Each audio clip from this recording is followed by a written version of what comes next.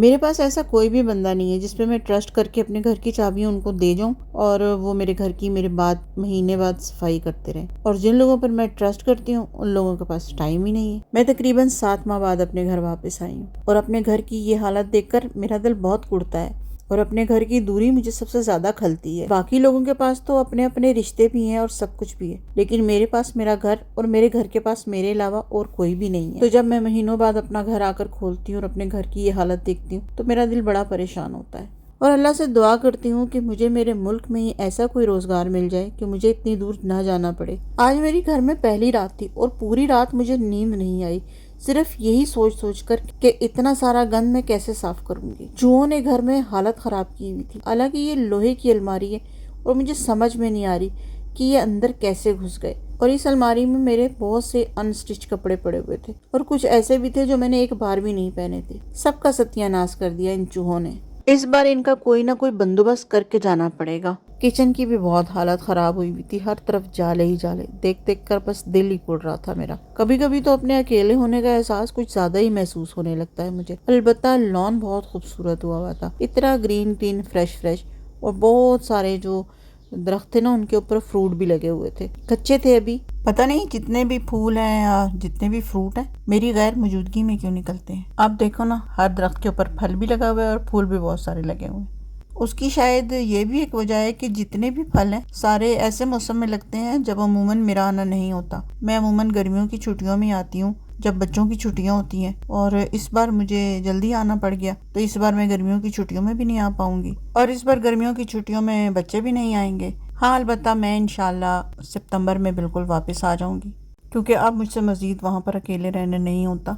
अंदर आई हूँ तो मेरी जो हेल्पर है उसी ने मेरे लिए नाश्ता बना दिया था, क्योंकि आज पहला दिन था, कुछ भी घर में नहीं था। तो उनके फ्रिज में देसी अंडे पड़े हुए थे क्योंकि उन्होंने मुर्गियाँ रखी हुई थी, और चाय भी उसी ने मुझे बना के दी। मैंने खैर नाश्ता कर लिया। सुबह सुबह का टाइम हो और मुझे बना बनाया नाश्ता मिल जाए, मेरे लिए इससे बढ़कर अयाशी कोई भी नहीं होती। उसके बाद लग गए काम पे। सबसे पहले तो सारा सामान बाहर निकाला, छोटे कमरे का यानी कि बेडरूम का, पहले उसको साफ़ किया। उसके बाद फिर दूसरे कमरे की तरफ जाना था, तो सबसे पहले मैंने इसको कहा कि आप ये वाला कमरा साफ़ कर लो।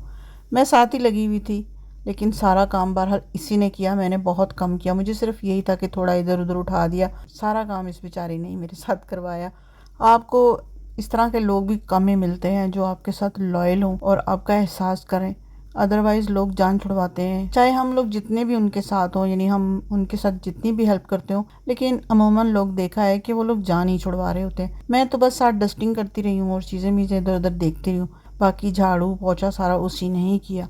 मैं तकरीबन 4 साल पहले जब यहाँ पर शिफ्ट हुई थी ना, उस वक्त मेरी सलाम दुआ हुई थी इससे, तो उस वक्त मैंने इसे अपने घर में काम वगैरह के लिए अपनी हेल्प के लिए रखा था। उस वक्त से ही ये मेरे साथ है, इसके अलावा मैंने किसी को भी नहीं रखा। और अब इत्तेफाक की बात यह है कि इनको मैंने अपना एक रूम दिया हुआ है जो मेरे लाउंज से हट कर है। बाकी अंदर वाला सारा घर मैं बंद कर जाती हूँ और बाहर वाला जो एक रूम है वो मैंने इनको दिया हुआ है, क्योंकि गिराज में मेरे वॉशरूम भी है तो ये आसानी से फिर रह लेते हैं। क्योंकि ऐसे अगर आप घर छोड़ के जाओ तो घर में फिर चोरियां बहुत ज़्यादा होती हैं, और मैं ऑलरेडी 1-2 दफ़ा चोरी करवा चुकी हूँ। तो उसके बाद बस फिर मैंने सोचा कि ऐसे घर छोड़कर जाने से बेहतर है कि किसी न किसी को यहाँ पर छोड़ के जाए। इस तरह ये हुआ कि इनको भी थोड़ी सी हेल्प हो गई कि ये जो मंथ का एक रेंट देते थे, तो अब यहाँ पर यह है कि इनको रेंट से बचत हो गई। हाँ, अलबत्ता ये लोग बिजली का बिल देते हैं, जो भी इनका आता है हम लोगों ने किसी के साथ शेयर की हुई है, तो गैस का सारा बिल वो ही देते हैं। तो इस तरह से इन लोगों की थोड़ी सी हेल्प हो जाती है। अब जब मैं वापस आऊँगी तो फिर देखेंगे कि क्या होगा, क्योंकि फिर दोबारा से जाहिर सी बात है मेरी अपने भी बच्चे फैमिलीज़ वगैरह सब आते जाते हैं, तो मेरे लिए घर छोटा पड़ जाना है, अपने लिए कोई ना कोई और इंतज़ाम करना पड़ेगा। अल्लाह ताला इनके लिए कोई और नेक सबब बनाए। वैसे तो ये घर अब फिर दोबारा से 5-6 मंथ के लिए बंद हो जाएगा, लेकिन फिर भी मेरी कोशिश थी कि जितनी हो सकती है मैं डस्टिंग कर जाऊँ, ताकि अगले आने वाले जो 4-5 दिन मैंने घर में रहना है थोड़ा मुझे तो अच्छा सा फील हो। जितनी मुझे टेंशन थी काम की, लेकिन पता भी नहीं चला और मगरिब तक सारा काम फिनिश हो गया। उसके बाद मैंने पढ़ी मगरिब की नमाज। नमाज के बाद जो कपड़े धोए थे मैंने सोचा कि अब खुश्क हो गए हैं तो अब इनको तय लगा के रख दूं, क्योंकि अब इनको मैंने अलमारी में तो नहीं रखना था।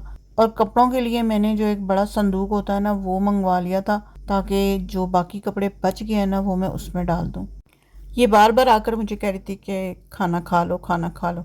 मैंने इसे कहा बस ये थोड़ा सा काम रह गया, ये समेट लूँ तो फिर खाना खाती हूँ। तो फिर मैंने अपना ज़रा बेडशीट थोड़ा बेहतर किया और बेडशीट मेरा सेट हो गया। तो फिर मैंने खाना खाया। खाने के साथ साथ मैंने अपना जो ड्रामा था वो देखना था, लेकिन नेट की ये हालत थी कि वो ड्रामा ही ना देख सकी। सुबह उठकर फिर मैंने अपना बिस्तर वगैरह समेटा और आज मुझे जाना था एक वलीमे पर, क्योंकि मैं मेहंदी में भी इनवाइट थी और बारात में, लेकिन मैंने सोचा कि सिर्फ वलीमे पे जाया जाए। वो बालों का इतना बेड़ा गर्क हुआ हुआ था, तो मैंने सोचा कि आज कलर भी कर लूँ। अच्छा, कलर के लिए मैंने ज़िंदगी में इतने महंगे महंगे कलर यूज़ किए, लेकिन मुझे वो मज़ा नहीं आया जो कि मुझे ये शैम्पू कलर यूज़ करके आया। इतना कोई अच्छा इसका रिज़ल्ट था ना। एक तो सबसे बड़ी बात ये कि इसमें टाइम बहुत कम लगा, ओनली 20 मिनट। 20 मिनट में ये बेहतरीन हो गया और ना कोई मेरे इससे बाल गिरे और बाल भी अच्छे सिल्की से हो गए।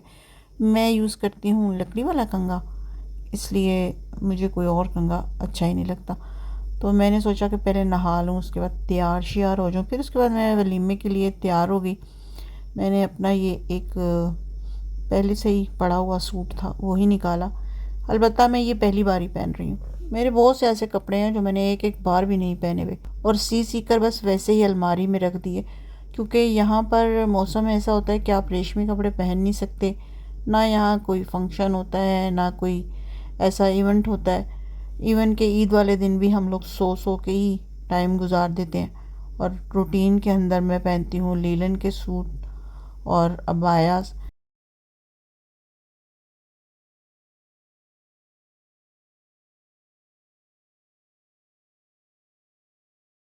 और ये मेरे लिए आए हैं गिफ्ट बहुत दूर से। ये मेरे लिए दो स्वेटर आए हैं यूके से, एक मेरे लिए आया है और एक मेरी बेटी के लिए। तो मैं दोनों पहन के देख रही थी कि एक उसका भी पहन के देख लूँ और अपना भी, जो उसको अच्छा लगेगा। तो इत्तेफाक की बात यह है कि जो उसके लिए आया था वो मुझे अच्छा लग रहा था और जो मेरे लिए आया वो उसको अच्छा लगा। तो मैंने सोचा कि वीडियो बनाकर उसको सेंड करती हूँ कि देखो ये दोनों में से कौन सा अच्छा है। तो उसको मेरे वाला अच्छा लगा था और मुझे दोनों ही अच्छे लगे थे। खैर, तो कोई नहीं, हम मिलजुल कर पहन लेते होते हैं। खैर, अभी तो इसका मौसम ही नहीं है, तो अभी तो मैं इन्हें यहीं पर रख के चली जाऊंगी। एक ये बैग था जिसकी वजह से मुझे पूरे 6 महीने तक टेंशन रही। इस बैग में मेरी भांजी के सब नए कपड़े थे, बिल्कुल अनसिले और महंगे महंगे। जो दुबई से इतने महंगे महंगे उसके ड्रेसेस आए हुए थे, वो सारे इस बैग में थे। और वो मुझे बार बार यही कहती थी कि खाला मेरे कपड़े, और मुझे यही डर होता था कि कहीं इसके कपड़े भी चूहे ना खा जाएं। लेकिन अल्हम्दुलिल्लाह उसका कोई कपड़ा भी चूहों ने नहीं खाया था और शुक्र अल्हम्दुलिल्लाह उसका बैग ठीक था और इज़्ज़त आबरू से मैंने उसका बैग उसको भिजवा दिया। और आज जो मेरी हेल्पर है वो बाहर गई हुई थी, क्योंकि वो सुबह के टाइम जो है ना कहीं और एक दो घरों में काम के लिए जाती है। तो मैं आज जल्दी उठ गई, तो मुझे फिर अपना नाश्ता ख़ुद बनाना था, तो मैंने अपने लिए नाश्ता ख़ुद बनाया। उन्हीं के फ्रिज में से मैंने दूध निकाला, क्योंकि मेरा अपना तो फ्रिज है ही नहीं, और उन्हीं के फ्रिज में से मैंने देसी अंडे निकाले। मेरा आज तीसरा दिन है। मैंने इसीलिए घर में अपने लिए कोई राशन वगैरह नहीं डलवाया। एक तो मेरे पास फ्रिज नहीं था और दूसरी बात ये कि मुझे बस ये 2-3 दिन ही रुकना था। इसलिए मैंने सोचा कि आज नाश्ता बना लूँ, क्योंकि हो सकता है 11-12 बजे तक मेरी बेटी मुझे लेने के लिए आ जाए। मैंने अपनी तरफ से अपनी सारी पैकिंग शैकिंग कर ली थी और मैंने सोचा कि बस नाश्ता है वो कर लें। दोपहर का खाना तो हो सकता है वहीं जाकर हो जाए, लेकिन ये डिपेंड करता है कि वो आएगी कब मुझे लेने के लिए। और मेरे पास सिवाय इंतज़ार के और कोई चारा नहीं था। ये अलग बात है कि उन्होंने आते आते बिल्कुल शाम कर दी थी। मैं पूरा दिन उनका इंतज़ार करती रही बैठ बैठ के, और वो लोग फिर मुझे लेने के लिए शाम को आए हैं, बल्कि 8 बजे आए हैं। दोपहर में भी फिर मैंने चाय और बिस्किट खा लिए थे। नाश्ता करने के बाद फिर मैंने बहुत ही ख़ास काम किया।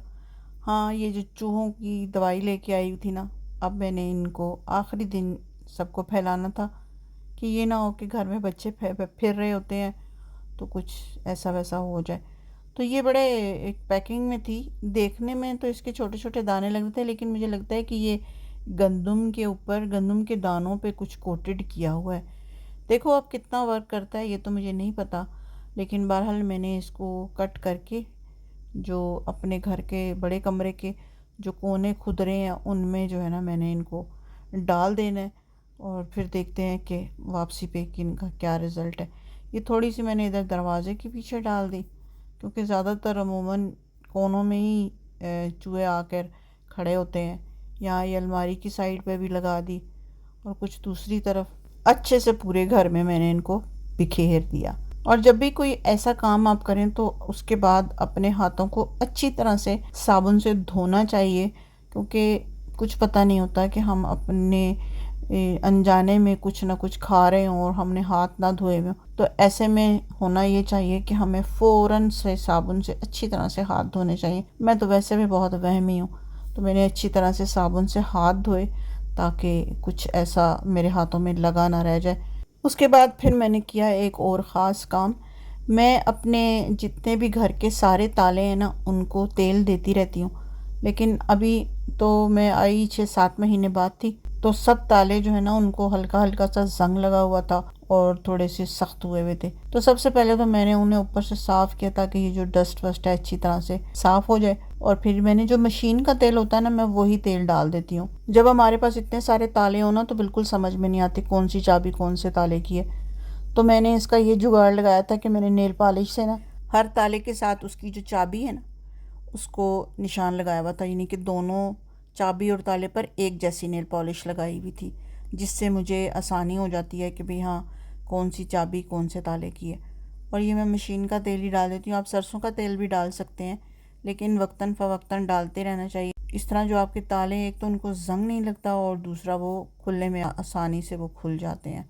मैं इन्हें बस तेल लगा कर छोड़ दूँगी तब तक कि ये तेल जो है ना अच्छी तरह से इनके अंदर रच बस जाएगा। ये वाले जो दालें हैं ना, ये काफ़ी सेफ़ रहते हैं। इनको इतनी आसानी से कोई ना तो काट सकता है ना कोई इन्हें खोल सकता है, जबकि वो दूसरे वाले ताले होते हैं ना उनमें गड़बड़ी होती है। खैर, ताले तो सिर्फ उन लोगों के लिए होते हैं जो ना खोलना चाहें, वरना तोड़ने वालों के लिए कोई भी ताला कोई भी अहमियत नहीं रखता। तो खैर, यहाँ मैंने इन सबको अच्छी तरह से तेल शेल लगा के छोड़ दिया। ये सब बड़े अच्छे से नरम हो गए। अब मैंने इन सबको एक जगह पे रख दिया ताकि जब मुझे दरवाज़े बंद करने होंगे तो मुझे ढूंढने में आसानी हो जाएगी। देश परदेश के इस चक्कर में मैं अपने आप को बहुत ही ज़्यादा कभी कभी बेबस सा महसूस करती हूँ। आज अब दोपहर हो गई थी और मुझे सख्त भूख लगी हुई थी। मैंने अपने लिए तो कुछ भी राशन वाशन बिल्कुल भी डलवाया ही नहीं था, तो मुझे दोपहर में बहुत ज़्यादा भूख लगी। तो मैंने अपनी हेल्पर से कहा कि मुझे एक रोटी बना दे और साथ में चाय बना दे, क्योंकि उन्होंने घर में अभी कुछ भी नहीं बनाया हुआ था और मैं जहाँ रहती हूँ वहाँ इतनी जल्दी जल्दी कुछ मिलता भी नहीं है। तो उसने मुझे ये रोटी बना के दी ना, तो ये बिल्कुल जली हुई थी।